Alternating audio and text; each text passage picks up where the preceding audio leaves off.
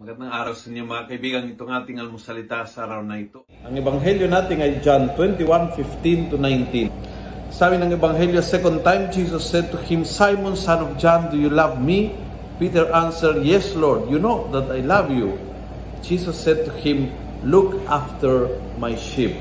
Parang kumbaga sinasabi ng Panginoon, do you love me? Care for them. Ingatan mo sila, alagaan mo sila, pakainin mo sila, tulungan mo sila, paglingkuran mo sila.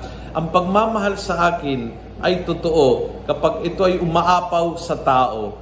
Ang pagmamahal sa Panginoon ay tunay at totoo kapag yung ugali natin sa tao ay naging iba. Kaya ang malaking lesson kay Peter is ipakita mo ang iyong pagmamahal, Pedro, sa pamamagitan ng pag-alaga sa mga tao, ibinigay ko sa iyo. Alagaan mo silang mabuti at maramdaman ko ang iyong pagmamahal. Ang pinaka magandang paraan upang iparamdam kay Jesus ang ating pagmamahal ay ang pag-alaga sa tao na nangangailangan, ang pag-aaruga sa kapwa.